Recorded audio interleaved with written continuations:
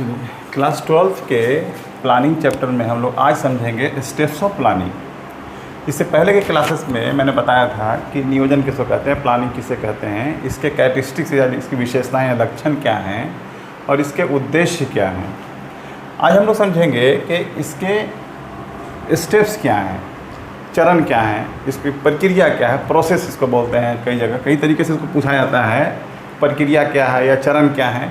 तो steps of planning अर्थात planning को करने में कौन कौन सी क्रियाएं हमें करनी पड़ेंगी, पहले क्या करेंगे, उसके बाद क्या करेंगे, उसके बाद नेक्स्ट में क्या करेंगे, एक चरणबद्ध तरीके से इसको किया जाता है।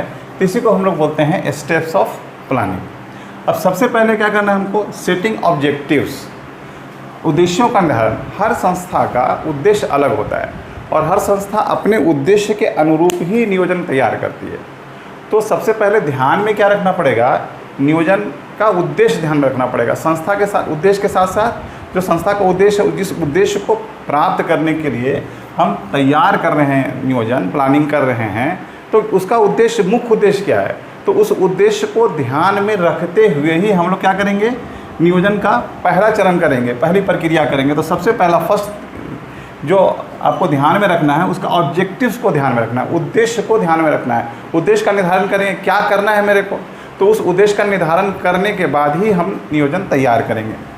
इसके नेक्स्ट प्रोसेस में है डेवलपिंग प्रेमिसेस, आधार या परिसर विकसित करना। इसका मतलब क्या है, उस उद्देश्य जो हम निर्धारित किए हैं, उस उद्देश्य को प्राप्त करने के लिए हम उसका क्या आधार तैयार करेंगे, किन किन चीज़ों को निर्धारण करेंगे। सबसे पहले संस्था देखती है कि हमारे पास क्या संसाधन हैं, हमारे पास उन संसाधनों को ध्यान में रख करके ही प्लानिंग करती है, नियोजन करती है। जो भी उद्देश्य होगा, उद्देश्य को प्राप्त करने के लिए, उस उद्देश्य को की प्राप्ति के लिए हर संस्था के पास संसाधन असीमित नहीं होते हैं, अलग अलग प्रकार के संसाधन होते हैं और हर के पास जो संसाधन है उसको ध्यान में रख करके ही वो अपने आधार या परिसर को विकसित करती है, डेवलप करती है। किसी को प्रेमिसेस, तो यहाँ पे पॉइंट क्या हो जाएगा, डेवलपिंग प्रेमिसेस। नेक्स्ट पॉइंट है इसमें determination of alternative courses, Hindi में इसको बोलेंगे वैकल्पिक कार्य विधियों का निर्धारण। अब देखिए, नियोजन तैयार कर रहे हैं तो उस नियोजन या जो उद्देश्य है, उद्देश्य को ध्यान में रख करके ही हम नियोजन तैयार करते हैं। उस उद्देश्य को प्राप्त करने के कई तरीके हो सकते हैं। तो उन उद्देश्यों को किन किन तरीक़ों से हम प्राप्त कर सकते हैं, उन सारे चीज़ों के ऊपर, उन सारे विकल्पों के ऊपर विचार किया जाता है।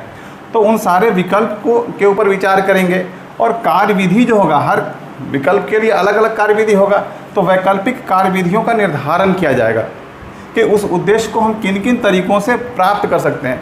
कई मार्ग हो सकते हैं, जैसे आपको कहीं पहुंचना हो तो आप 3-4 मार्ग हो सकते हैं, तो किस मार्ग का चयन किया जाए, हर मार्ग के अलग अलग खर्च होंगे।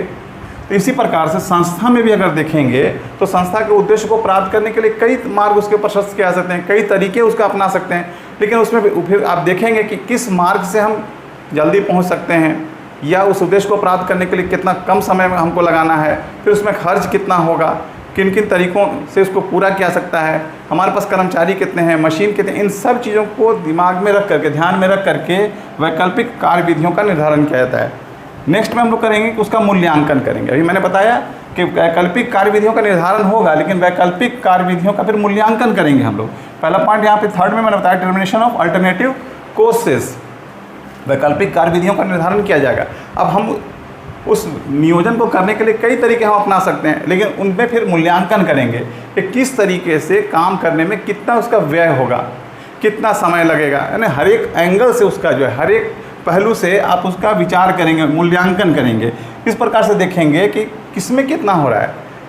मैंने मूल्यांकन में आप देखेंगे कि अब बहुत जगह पे आपके लिए इंपॉर्टेंस क्या होगा, समय है, जल्दी किसी कार्य को पूरा करना है, तब आप वहाँ पर मूल्य को निर्धारण, वहाँ पे उस स्थिति में अगर कम समय में हमको पूरा करना है तो समय को ध्यान में रखना है। फिर वहाँ पे लागत के ऊपर ध्यान, बहुत ज़्यादा विचार नहीं किया जाएगा। लागत हो सकता है किसी में ज़्यादा भी लग जाए, लेकिन वहाँ पे चूँकि आपको जल्दी पूरा करना है, तो जल्दी पूरा करने में हो सकता है आपका कुछ व्यय अधिक भी हो सकता है। तो किस तरीके से उसको जल्दी पूरा किया जाए।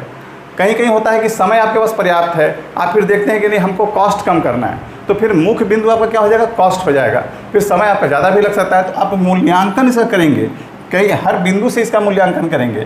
तो इसी को पॉइंट में बताया गया, इवैल्यूएशन ऑफ अल्टरनेटिव कोर्सेज, जो कार्यविधि हैं उन कार्यविधियों का मूल्यांकन करेंगे, वैकल्पिक कार्यविधियों का मूल्यांकन किया जाएगा।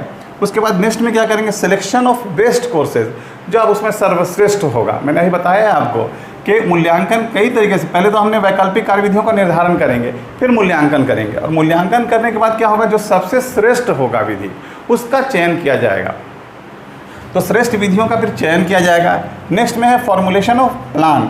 फिर अब सब करने के बाद यहाँ पर, इसे मैंने बताया पहले, उद्देश्य का निर्धारण हो जाएगा, फिर आधार या परिसर विकसित करेंगे, उसके बाद वैकल्पिक कार्यविधियों का निर्धारण किया जाएगा, फिर वैकल्पिक कार्यविधियों का मूल्यांकन किया जाएगा, और उसमें जो सर्वश्रेष्ठ होगा उस समय, जो संस्था के अनुरूप होगा, जो संस्था के हित में होगा, तो उसके अनुसार हम लोग प्लानिंग करने के लिए श्रेष्ठ विधि का चयन करेंगे, जो हमारे लिए उपयुक्त होगा, जो उस संस्था के लिए उपयुक्त होगा, उसका चयन किया जाएगा। और चयन करने के बाद जो है फिर आप योजना तैयार करेंगे। नेक्स्ट पॉइंट में दिया हुआ भी है, सिलेक्शन ऑफ बेस्ट कोर्सेज के बाद फॉर्मुलेशन ऑफ प्लान करेंगे, फिर आप योजना का निर्धारण करेंगे, तो योजना तैयार करेंगे, और योजना तैयार करने के बाद फिर योजना को लागू भी करना होगा। तो नेक्स्ट पॉइंट में है, योजना तैयार करने के बाद इम्प्लीमेंटेशन ऑफ प्लान करेंगे। अब योजना लागू कैसे करेंगे, अब जैसे आप तैयार कर लिए योजना, अब योजना तैयार करने के लिए अब आपको व्यवहारिक रूप में यहाँ पर पहुँचना पड़ेगा। संस्था के अंदर जो भी संसाधन आपके हैं उसमें उस कार्य को पूरा करना पड़ेगा।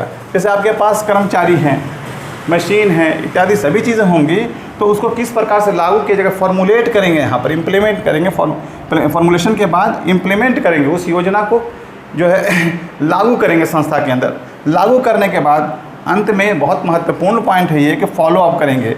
फॉलो अप एंड रिव्यू का मतलब क्या हुआ कि लागू कर दिए, हम योजना तैयार भी कर लिया और लागू भी कर दिया, लेकिन योजना तैयार करने और लागू करने से कार्य समाप्त नहीं हो जाएगा।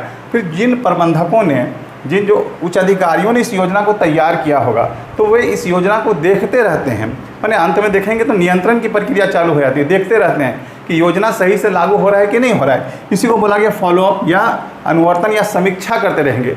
अगर कहीं पे आवश्यकता होती है कि इसमें संशोधन करना हो, कोई बदलाव करना हो, कोई परिवर्तन करना हो, तो आवश्यकता के अनुसार उस योजना नियोजन जो आपका है उसमें परिवर्तन भी किया जाता है। इस प्रकार से हम देखेंगे कि स्टेप्स ऑफ प्लानिंग में सबसे पहला क्या है, ऑब्जेक्टिव्स, है ना, सेटिंग ऑफ ऑब्जेक्टिव्स करेंगे, सेटिंग ऑब्जेक्टिव्स। नेक्स्ट पॉइंट है डेवलपिंग प्रेमिसेस। थर्ड पॉइंट है determination of alternative. Next point है अल्टरनेटिव जो कोर्सेज होंगे उसका इवैल्यूएशन करेंगे, तो इवैल्यूएशन ऑफ अल्टरनेटिव, मूल्यांकन करेंगे। नेक्स्ट श्रेष्ठ विधि जो होगा, सबसे बेस्ट जो होगा उसका चयन करेंगे, फिर फॉर्मुलेट करेंगे उसको। नेक्स्ट फॉर्मुलेट करने के बाद लागू करेंगे, और लास्ट में उसका रिव्यू करते रहेंगे। इस प्रकार से हम देखते हैं कि स्टेप्स ऑफ प्लानिंग है।